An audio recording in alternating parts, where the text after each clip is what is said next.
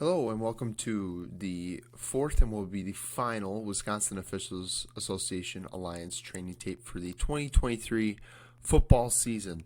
We are in week 9 of the high school football season here in Wisconsin, and playoffs are gearing up already next week. So it's important that we keep honing in our skills, keep on improving as the year progresses into the postseason. Hopefully these train tapes have helped guide you as you have went through your season. You've been able to generate a lot of discussion, pick up some pointers, and hopefully these topics here will really help solidify some things and some questions that we've seen pop up on the western side of the state here. Our disclaimers. As always, this train tape is a product of the Wisconsin Officials Association Alliance. It does not reflect any instructions specifically given by the WIA or the NFHS. This certainly reflects NFHS mechanics and rules and does not put those down by any way, shape, or form. But these are things that the WIA may add on that you may find useful. Your training here is for a 5-person officiating crew at the high school level. And remember, no comment or video is ever meant to call out to grade players, coaches, officials, or teams in any way. We are using these strictly for learning purposes only. If you would like to contact me at any time, you are welcome to. My name is Cade Murray. I am the officials training coordinator and general contact for the Wisconsin Officials Association Alliance. My email is on screen there, and you may contact me again at any time. And if you would like to become a member of the WOAA, it does have a membership. To be a member of the WOAA, you must be a member of one of the associations under the alliance. Depending on where you are at is where you should join. So if you are part of the Wisconsin area and you are in the Hudson area on the west side of the state, you should contact Josh Gold. He's in the top left there for the Arrowhead Officials Association. If you're part of the Eau Claire to Superior area and you would like to join an association, contact Cameron Bump of the Indian Head Officials Association. If you are of the La Crosse, Wisconsin-Dells, Southwest Wisconsin, Madison area, I recommend contacting Brian Kenny of the Wisconsin River Officials Association. And if you would like to join the Central Wisconsin Officials Association out of the Wausau area, you should contact Justin Hopt of the Central Wisconsin Officials Association. If you are of the Green Bay, Appleton, or Milwaukee area, I would still recommend joining the Wisconsin River Officials Association, since that association and all of its resources are strictly online. The WOAA provides a variety of resources in addition to these videos that are publicly online. It is access to a full-scale Huddle account, a weekly rules video, and a weekly quiz. You are also getting these for football and basketball, so it's not too late to join for the 2023-2024 basketball season. And we do have coaches accounts. Football 2024 registration is now open for football coaches, and football coaches get all the benefits that the WOAA members do, except, of course, for the Huddle account, which contains game film, which cannot be shared publicly to coaches outside of the membership. If you are a coach and would like to join the WOAA, please contact me at my email on the previous slide, and I will be happy to set you up. Our first topic that we're going to look into today is restrictions for the kicking team on kicks. And these are things that can sometimes be forgotten until the game pops up and it happens to you live in a situation. So feel free to screenshot this or use this however you would like. But this is a really good, I think, diagram here for you to understand what K can and cannot do and results of those said actions. So when we're looking at free kicks specifically, for K to recover without touching from R, as in the receiving team, the ball has to do two things. It has to hit the ground, and it has to go past the expanded neutral zone, which is 10 yards from the kicking spot. If it does those two things, the receiving team does not have to touch it in any way.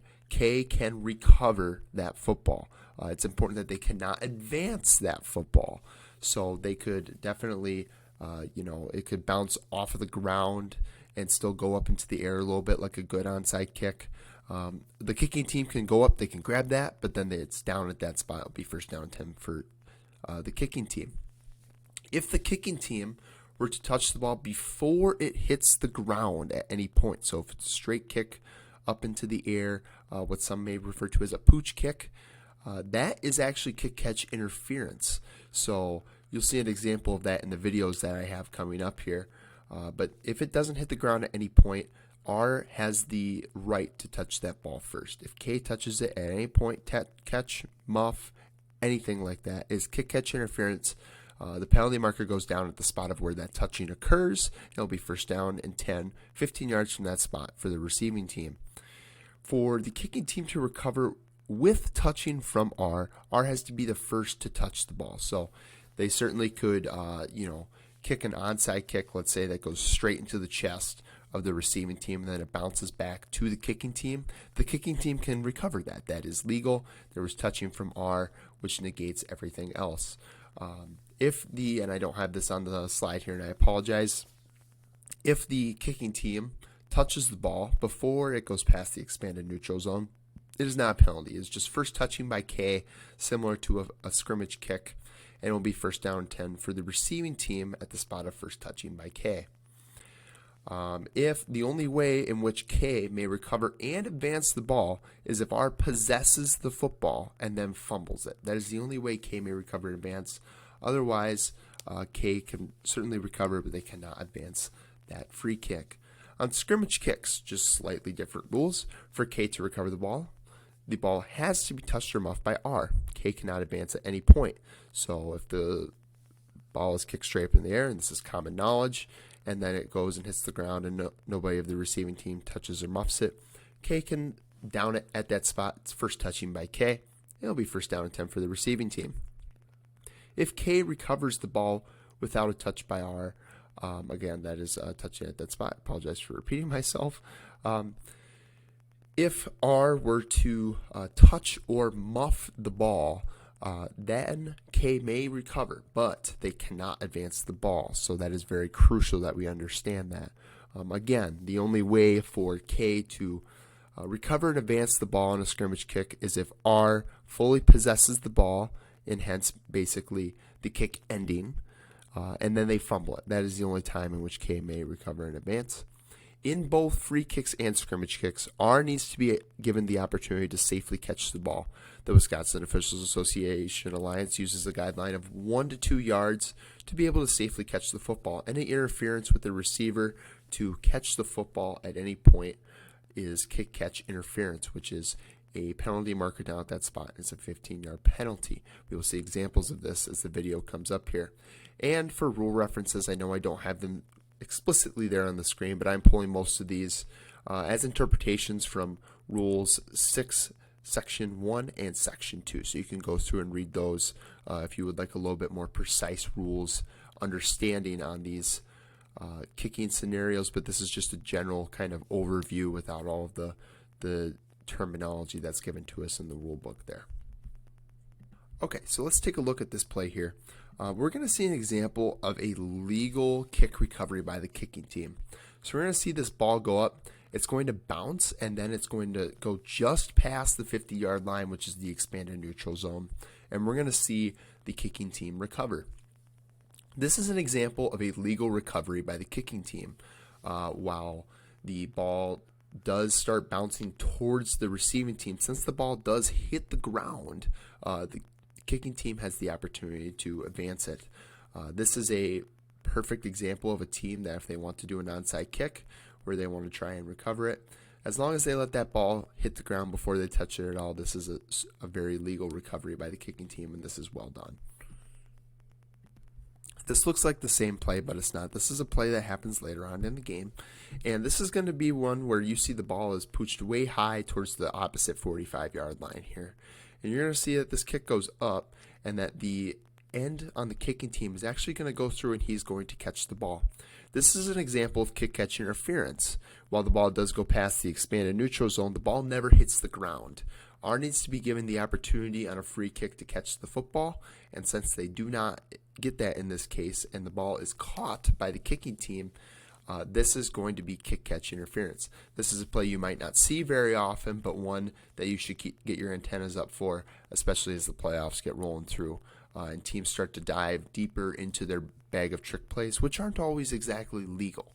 So again, this is one where the reason for this being kick-catch interference is strictly because the ball has not hit the ground. There's no interference with the receiving team by any means in terms of the players themselves, but by rule definition, this is kick-catch interference. On this play, I apologize for the video just being a little bit shaky here. We have to work with what we have. But you'll see that we're going to have a scrimmage kick here. The ball is going to go up, and the receiver is going to be trying to catch the ball and gets contacted by the kicking team. You're going to see a flag go down, and then the kicking team recovers. This is another example of kick catch interference. The contact is simultaneous with the ball arriving, and the receiver needs to be given the opportunity to fully catch the football in this case. Since they do not get this opportunity, this is a good job by the officials of putting a flag down on this play. You still would let the play out and let the kicking team, in essence, recover the football, because we need to allow the play to play out since this is a live ball foul. But even then, you'll see that he actually picks it up and tries to advance it a little bit. So it should be getting killed right at that spot there. But again, this is kick catch interference because the receiver was not allowed time to catch the football, and then even if it was said legal, goes off of the chest of the receiver there in the back. The kicking team picks it up. It's still going to be down at that spot. So nice job by the officials of getting a flag down on this play and making sure that the receiver is protected in this instance. On this play, we're going to see something extremely similar, except this time this is going to be allowed advance for a touchdown. This will be another example of where we're going to see a ball kicked high into the air by the kicking team, and we have a single receiver in the back. As you'll see right here, the ball is going to be snapped. The ball will be kicked into the air, and we will see the receiver get right up onto him and not give him that 1 yard of space that we recommended. Remember, the receiving team needs to be given an opportunity to safely catch the ball. When he is contested right there and is not allowed to safely catch the ball, this is again an example of kick catch interference. So this would be another one where we would want our flag down, and then even if the kicking team were to recover it, it would be dead at that spot. You see that the kicking team actually ends up advancing this, and this is ruled on this play as a touchdown by the kicking team. And this would not be correct because they cannot advance the ball at any point. The receiving team never possessed the ball and never fumbled the ball. So again, just a good reminder for you, especially since this play happened in recent weeks in Wisconsin, that a team might pull this out, and you need to be aware to be able to correctly rule on these situations. So again, this is another example of kick catch interference because he's not allowed the time to safely catch the football, and then on top of that, the kicking team cannot advance the football at any point. On this play, you're going to see a opportunity of which the receiving team is given the opportunity to safely catch the football here, and he muffs it. This will be an example of a legal play where the receiving team muffs the ball, and then the kicking team picks it up and they recover it. You'll see actually, even though the back judge signals touchdown on the goal line, that the line judge and the linesman know what happened. They come in and they kill the play properly, and they give first down and 10 for the kicking team. This is an example where you can certainly come together as a crew as well. Nice job by the back judge of getting the spot down of where the ball is recovered and not where it is first touched. And then, they can come together, they can talk about it, and they can get it right. But overall, especially as a back judge, you need to make sure you have your kicking rules in place, okay, so that you understand where the, what restrictions the kicking team has. So reviewing this video as a back judge could certainly be very helpful for you in this case. So overall, things to think about with these types of plays. You rarely ever see them, but if you're prepared to rule on them accordingly, that's going to help you in the long run as an official. Okay, next thing I want to talk about are just some referee mechanics and positioning. Nothing super in-depth, but just some pointers that I want to give out as we get rolling through here that the WOAA recommends. So the first thing that I want to just focus on is two things on this play. The first one is going to be the mechanic that the referee is going to be given to the umpire, that you would similarly see at the college or the professional level of releasing the umpire. This is not a NFHS mechanic. However, it is one that the WOAA recommends for a couple reasons. One is when you have teams that do hurry-up offenses, you may find the umpire not in position with teams that want to snap the ball as soon as the ready for play signal is given. So an opportunity to get your umpire into position is basically releasing him before you put the ball in for ready for play. A simple releasing motion signals the umpire that he can go back, and then you can give the ready for play signal. Again, this allows the umpire to be in position in hurry-up situations where you have to pull the ball into play, and overall is just a good mechanic, I think, that you could adopt on your crew, just to make sure that we're all in position to officiate plays to the best of our ability. Second is going to be the referees' positioning in general. We often see referees get about 15 yards deep at about the tackle's feet. You probably could recall, if you've been watching these for a while, that I recommended in training tape 1 of last season to be aligned with the tackle as the referee, and that has now changed. We now recommend being as wide as you can get to about a space over from the tight end or at the tight end, to allow yourself to widen your sense of vision and see a play as a whole. A passer is going to be fouled in front of their body, and this is going to give you an opportunity to see that. It's also going to give you an opportunity to see line play across from you a lot better, and you'll still be able to see that line play on that near side of you. You'll see here in this play in general, so we'll see that the referee signals the umpire to get away. He's ready to give the ball and ready for play. And then he blows the ball into play, and then the umpire's already in position. He's ready to go. You'll see that he's wide, and this allows him not to have to move as much. We preach stationary eyes are better than moving eyes. In situations where the ball might roll out to one way or the other, you're going to have to be moving a lot, and you may miss things because of that. So if you can get wide and deep on plays like this, it's going to allow you to stay stationary. And that is so much better than having to move our bodies around, because we just may miss things. It happens, but we need to do the best to our ability to make sure that we can prevent that. So I think this is just a good opportunity to do that. You'll see the play goes through, stationary, doesn't have to move at all, and then once the play is over and we have a pile in there, comes in crashing to help out the umpire. So just some general tips and reminders for referees as we get rolling into the postseason. And maybe you may not want to change your alignment as a referee, and that is totally fine, and that is up to you. But I do recommend giving this a shot if you have a lower level game or something like that, just to see how you like it. And you might find yourself having better angles being wider as a referee than more up and down, rather more off to the side. On this play, we're going to talk about rollout mechanics. So we're going to watch the referee here. This is a replay of the Division VI state final game last year, and we're going to be looking at the replay on this particular pass play in general. So we're going to see that the referee is going to roll out with the quarterback, which is in the NFHS rule, mechanics and game officials manual. But there are a few things I want to talk about with this. One is, if you get wide enough as a referee, as we previously just talked about, you're not going to have to move as much. You can still keep him in front of you and keep the players boxed in if you're wide enough. Now, I can't exactly see where the referee started up and was lined up. He might have been wide enough, and if he was, that's awesome. But if he wasn't, it just allows yourself to maybe see that a little bit more. Second thing I want to talk about is when the quarterback rolls out. So you notice that the referee kind of keeps the quarterback's right shoulder aligned with his left shoulder almost. He keeps moving as he moves. We actually recommend that as the quarterback rolls out that you stay stationary and turn and pivot. The reasoning for that is that we want to keep our eyes on blockers at all times. We do not need to move with the passer until the passer is threatened. So in this case, passer not threatened, not threatened, not threatened. We don't need to keep our eyes on that. We can keep our eyes on potential holding from the line or upbacks.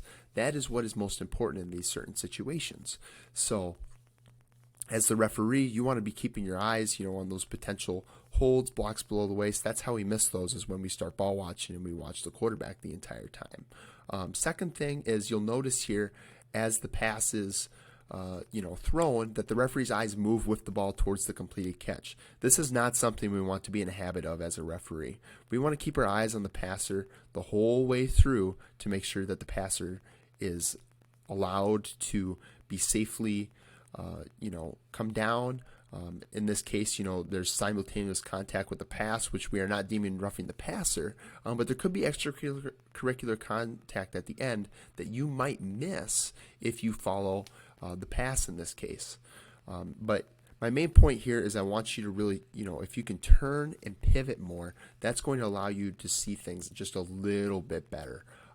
Especially like you see there with white 36, you don't know if there's potential holding there or not, because our eyes aren't with that holding in that, or with that matchup, I should say, in a certain situation.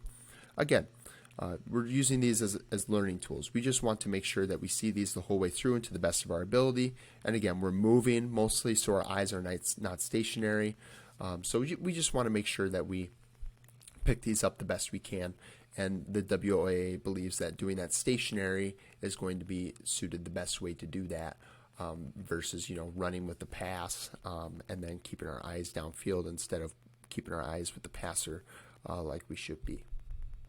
Lastly, I just want to talk about scrimmage kick mechanics positioning. I'm not even going to play this clip the whole way through, but I'm actually just wanting you to take a look at where the referee is, and you can't see him. And the reason that you can't see him is because he is aligned far back. Now, is this not supported or anything? Absolutely not. If that is how you feel as a referee, that you can see better back there in that way, that is fine. This is not me telling you that you shouldn't be back there, but what I would personally recommend, and what the WOA would recommend, is being at about the 30-yard line right here, right where the numbers are. Reasoning is this: kickers, like passers, get fouled in front of us. So if we're in a position to more see that, that may help us better off by being off and wider. Your keys as the referee should be moving from the upbacks to the kicker as soon as the ball is snapped, and then once the kicker returns safely to the ground, you can gravitate your eyes more towards the field of play and clean plays up. But this is more just saying, if you get yourself wider and about 5 yards from the kicker, I think that is going to be a better position for you versus being so far back. Because if there's a close play where the return team that's rushing the kicker in this situation might hit the kicker in front of him, you're not going to be able to see that. But if you're wide and you're more about 5 yards back from him, you're going to be much better off to see him in this circumstance. So just something to think about. That's all it is. Again, this isn't something you're going to find in the game officials manual or something like that, but it's things that the WOA has found a little bit more successful and easier to manage and see things versus being so far back by what the game officials manual may preach a little bit more. Should be important to note that we are not going against the game officials manual in any way, shape, or form. This is just more of a recommendation to be wider. The game officials manual doesn't necessarily say how far back and how far over you should be. It just tells you a general positioning. So there's a variety of different ways that you can interpret it and play with it, and you just find the best one that works for you and then go from there. You'll see in this situation that the referee is just wide with the kicker here, and this is again what we recommend right here. Just wider, can see the kicker in front of him, and then he's also allowed to roll out with the kicker in this situation, as the kicker never actually fully kicks the ball. It gets snapped over his head, and then he goes over, and then the referee can stay behind, trail the play a little bit better, and can see that the whole way through. That's another advantage of being wide, is that if the kicker were to roll out, say to the left in this case from the referee's point of position, you can see all those blocks, and you can see any extracurricular activity that occurs. Our last topic that we're going to talk about today is blocking below the waist. To remember, just some simple things right there. For blocking below the waist to be legal, in high school, both players need to be on the line of scrimmage at the snap. Action has to be immediate, and the block must occur in the free blocking zone. Let's take a look at some examples and some clips. So on this play, we're going to be looking at the center right here. He's going to get shown a little bit freely. And while he doesn't really make any contact with anybody, this is an excellent example of a legal action of blocking below the waist. The action is immediate. He's in the free blocking zone, and it occurs towards a player that is also in the free blocking zone on the line at the snap. So this is an example of a legal action. It doesn't necessarily happen, I guess. He's not really making anybody go down, but it's still legal action that we would deem a legal block below the waist. If we take a look at the right guard here, in this case, this will be an example of an illegal block below the waist. The action is not immediate. He stands up and then he goes down. This would be an example of a block below the waist, strictly because while he is in the zone, both players are on the line of scrimmage at the snap, he doesn't exactly go down right away, and therefore that constitutes a block below the waist foul on the kicking team in this case. Let's take a look at the players on the line of scrimmage here at the snap here. you're going to see a bunch of players go down. And these, again, will be examples of good blocks below the waist. The action is immediate. It will occur in the zone, and both players will be on the line of scrimmage in this case. And once they go down, you'll see that they successfully take out the defender's knees, and that's an example of legal blocking below the waist, or cut blocking as some coaches call it. So just some things to think about. Good actions by these linemen here in particular to have legal blocking below the waist. On this play, let's take a look at the left defensive end. He's going to be right here where my cursor is. And you're going to see that he stands up and he dives towards that up back there. This is an example of a block below the waist by the defense. While he is on the line of scrimmage and he is in the zone, this is an example where he cuts a player that is not only not in the zone, but it is not immediate at the snap. In college, there's an initial charge, but we cannot get college rules and high school rules confused. It is no doubt that since he does not go down immediately at the snap, and 23 is not on the line of scrimmage for the offensive team, that this would be considered a block below the waist by the defense. These types of plays can be caught often by the line judge or the umpire or the referee. There's kind of a group of three that can really catch this when it comes to this play in particular. Everything else is good about how the crew manages this play, but this is just something where we want to pick up. Again, we don't want to follow the ball in this case. We need to keep our eyes on linemen and lineman action initially at the snap. On this play, let's take a look at the right defensive end here who stood up. You're going to see that he kind of, it's the same action that we saw in the first play, just kind of a different angle. He's going to go down, and while he doesn't completely go down to his knees, he still initiates a block below the waist. This could be deemed, a little bit closer in terms of a legal action or not, but the WOA would still say that this is a block below the waist because he does make contact at the waist or below and does cause this player to go down. So, again, this is a situation where he's not on the line, or he is on the line, but he does not go down immediately, therefore constituting a block below the waist foul.